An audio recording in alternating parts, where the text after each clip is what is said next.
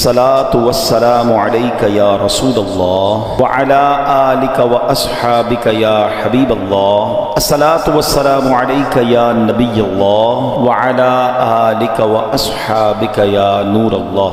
درود پاک پڑھنے کے بے شمار فضائل و برکات ہیں. رسول اللہ صلی اللہ تعالی علیہ وسلم نے ارشاد فرمایا: من صلی علی فی یوم 100 مرۃ قضى اللہ له 100 حاجۃ 70 منها لآخرتہ و30 منها لدنیا. آقا فرماتے ہیں جس نے روزانہ مجھ پر 100 مرتبہ درود بھیجا، اللہ عز و جل اس کی 100 حاجات پوری فرمائے گا. 100 درود پاک 100 حاجتیں پوری ہوں گی، اور فرمایا ان میں 70 آخرت کی اور 30 دنیا کی حاجات ہوں گی. اے میرے میٹھے اسلامی بھائیوں، ذرا آپ چاہتے ہیں آپ کی دعائیں قبول ہوں، آپ چاہتے ہیں آپ کی حاجتیں قبول ہوں، آسان ہو جائے تو درود پاک پڑھیے. صلو علی الحبیب صلی اللہ تعالی علی محمد صلی اللہ علیہ وسلم. اور ماہ رمضان کے بعد عید الفطر کی آمد ہوتی ہے، اور یاد رہے عید الفطر والے دن ایک بڑا ہی افضل کام کرنے والا یہ ہے کہ اس دن نماز عید سے پہلے صدقہ فطر ادا کیا جائے.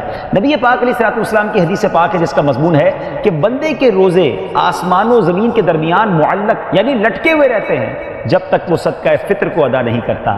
علماء فرماتے ہیں کہ ماہ رمضان میں بھی صدقہ فطر ادا کیا جا سکتا ہے، تو جلدی کیجئے اپنا صدقہ فطر ادا کر لیجئے. صدقہ فطر جو ہے ان تمام مسلمان مرد و عورت پر واجب ہے جو صاحب نصاب ہوں اور ان کا نصاب حاجات اصلیہ یعنی ضروریات زندگی سے فارغ ہو. جس کے پاس 7.5 تولے سونا یا 52.5 تولے چاندی یا 52.5 تولے چاندی کی رقم یا اتنی مالیت کا مال تجارت ہو، اس کو صاحب نصاب کہتے ہیں. آج کے دور میں یہ تقریباً 33-34 ہزار روپے کے قریب بنتا ہے. صدقہ فطر واجب ہونے کے لیے عاقل اور بالغ ہونا بھی شرط نہیں ہے. مگر ذرا سوچئے کہ ہمیں اس بار کتنا صدقہ فطر ادا کرنا ہے. یقیناً کم سے کم فطرے کی جو مقدار ہے یعنی گندم کا جو فطرہ ہے وہ پاکستانی 340 روپے ہے. مگر سوچئے نا، اللہ نے مجھے اور آپ کو کتنی اچھی زندگی دی ہے. ہم میں بہت سارے ناظرین وہ ہوں گے جو بہترین کھانا کھاتے ہیں، اللہ کی رحمت سے بہت اچھے گھر میں رہتے ہیں، بڑے اچھے لباس پہنتے ہیں. اللہ نے جب مجھے اور آپ کو لاکھوں کروڑوں سے اچھا بنایا ہے تو صدقہ فطر بھی تو اچھی مقدار میں ادا کرنا چاہیے نا. یاد رہے صدقہ فطر کی کچھ کیٹیگریز، کچھ اقسام جو ہیں حدیث پاک میں بیان ہوئی ہیں. جی ہاں، گندم کا، جو کا، کھجور کا اور کشمش کا فطرہ بھی دیا جا سکتا ہے. یہ شکرانے کا ایک بڑا شاندار انداز ہے. ہم سب سے کم کیٹیگری والا فطرہ کیوں دیں؟ آگے بڑھیے. اس بار جیسا اللہ نے آپ کو نوازا ہے خوش دلی کے ساتھ اپنا، اپنے گھر والوں، اپنے بچوں کا، سب کا بہترین فطرہ ادا کیجیے. یاد رہے اس سال رمضان المبارک میں فطرے کی مقدار جو علماء کرام نے بیان کی ہے، گندم کے آٹے کا جو فطرہ ہے وہ 340 روپے ہے، جو کا 800 روپے ہے، کھجور کا 2400 روپے ہے جو نارمل کھجور ہے، اور کشمش کا 5600 روپے ہے. یہ تو ہو گئے 4. اب جس کو نور اللہ نور اور اللہ کی راہ میں دل کھول کر خرچ کرنا ہے تو پھر اجوا کھجور کا جو فطرہ ہے 14400 روپے ہے. قبلہ شیخ طریقت امیر اہل سنت نے پچھلے دور اعلان کیا، تو انشاءاللہ میری بھی نیت ہے اپنا اور اپنے سارے گھر والوں کا انشاءاللہ اجوا کھجور کے لحاظ سے فطرہ دیں گے. یعنی یہ تو سچی بات ہے، ہمارے اکاؤنٹ میں جا رہے ہیں، اتنی پیاری نعمت ہے، خرچ کریں گے انشاءاللہ کہیں نہیں جائیں گے، ادھر بھی ملٹی پلائی ہو جائیں گے، اور اللہ نے چاہا تو جنت کے خزانے بھی عطا ہوں گے. تو کیا ہی اچھا ہو. اللہ نے جس کو جیسا نوازا ہے خوش دلی کے ساتھ بہترین فطرہ ادا کیجئے تاکہ راہ خدا میں بہترین مال خرچ کرنے کا ثواب حاصل کریں. یاد رہے یہ رقم ہماری جیب سے تو نکل رہی ہے مگر کہیں اور نہیں، ہمارے ہی آخرت کے اکاؤنٹ میں جمع ہونے جا رہی ہے. کیا ہم اپنی عید کی تیاری میں کبھی یہ سوچتے ہیں کہ یار عید کے کپڑے لینے دکاندار کو جا کر کہیں کہ یار سب سے سستے والے کپڑے دکھاؤ کون سے ہیں، سب سے سستے والے جوتے دکھائیں، ٹوپی دکھائیں، سب سے سستی والی عید کی نماز پڑھنے جانا ہے؟ تو ایسا تو نہیں ہوتا. عید کے دن جن کو اللہ نے نوازا ہے بہترین کپڑے، بہترین جوتے، بہترین لباس، اپنے بچوں کے لیے برانڈڈ چیزیں خریدتے ہیں، اور اللہ کی بارگاہ میں جب دینے کی باری آتی ہے تو چاروں کیٹیگریز میں جو سب سے سستا والا فطرہ ہے وہ ہم دے دیتے ہیں. اپنے دل سے پوچھے کہ ہم درست کر رہے ہیں؟ ہونا کیا چاہیے کہ جس نے شاندار اللہ کریم نے جن کو افطاری کروائی، سارا سال جو ہے وہ سارا مہینہ رمضان کا اجوا کھجور سے افطار کرتے رہے، تو مزہ تو یہ ہے نا کہ پھر فطرہ بھی اجوا کھجور سے دیں. یا اللہ تجھے سارا مہینہ فروٹ کھلائے، سارا مہینہ نعمتیں کھلائیں، تو اب میں کشمش کا، کھجور کا، جس طرح اللہ نے آپ کو نوازا ہے. ایک بات ہمیشہ یاد رکھے ناظرین، ہمارے پیسے نہیں جاتے اللہ کی بارگاہ میں، وہاں دل دیکھا جاتا ہے کہ یہ میری باری میں خرچ کرنے میں کس طرح کا خرچ کرتا ہے. ہم اپنے لیے خریدتے ہیں تو بہترین، اللہ کی راہ میں نارملی ہو یہ گیا ہے کہ گھٹیا مال یہ بچ گیا ہے، چلو کسی کو دے دیں. آج میں جرابے پہن رہا تھا، اس میں سوراخ نظر آیا ہے، چلو وہ کسی غریب کو دے دیں. اچھا کھانا بچ گیا ہے، وہ ماسیوں کو دے دیں. یعنی ہمیں ہر وہ چیز یاد آتی ہے جو اب ہمارے کام کی نہیں ہے، وہ ہم اللہ کی راہ میں دیں. حالانکہ چوتھے پارے کی پہلی آیت ہے لن تنالوا البر حتى تنفقوا مما تحبون. ہرگز بھلائی کو نہیں پہنچ سکتے جب تک اپنی پیاری چیز اللہ کی راہ میں خرچ نہ کرو. تو خوش دلی سے خرچ کریں.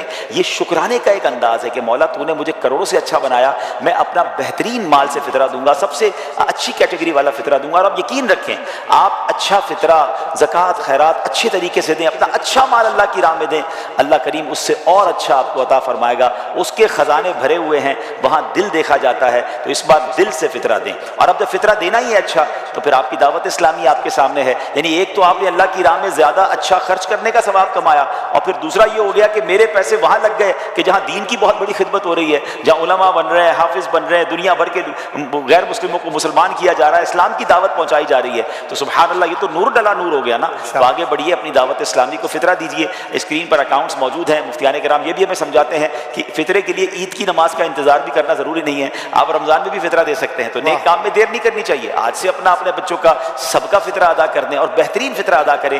اللہ کریم ہم سب کے مال میں برکت عطا. ماشاء اللہ ایسے کئی گھرانے ہیں کہ جہاں روزانہ افطار میں باقاعدہ اہتمام سے اجوا کھجور کھائی جاتی ہے. یار روز افطار میں اجوا کھا رہا ہوں اور عید والے دن فطرہ میں گندم کا دے رہا ہوں. اپنے دل سے پوچھ لیں کہ یہ ٹھیک ہو رہا ہے نہیں ہو رہا. آپ ذرا قیمت سن لیں جو دارالفتہ اہل سنت کی طرف سے جاری ہوا ہے. اب سوال یہ ہے کہ فطرہ دے کس کو؟ عاشقان رسول کی مدنی تحریک آپ کے سامنے ہے جو قرآن و سنت کی خدمت پوری دنیا میں کس شاندار انداز سے کر رہی ہے. آگے بڑھیے، اس سال اپنا فطرہ اپنی دعوت اسلامی کو ادا کیجیے. آپ فطرہ ادا کرنا چاہتے ہیں، اس نمبر پر رابطہ کیجیے. یہ دعوت اسلامی کے دنیا میں جہاں بھی مدنی مراکز موجود ہیں وہاں چلے جائیے، اپنا فطرہ جمع کرائیے. صلو علی الحبیب صلی اللہ تعالی علی محمد صلی اللہ علیہ وسلم. اچھا اس رات ایک اور کام بھی آپ نے کرنا ہے کہ آپ 5 راتیں صدقہ کریں. بے شک کچھ بھی کریں، جس کی جتنی حیثیت، 50 روپے کرے، 100 روپے کرے، 1000 کرے، لاکھ کرے، 5 راتوں میں کچھ صدقہ ضرور کر دینا. جو رات لیلۃ القدر ہو گئی تمہارا صدقہ لیلۃ القدر والا صدقہ ہو جائے گا.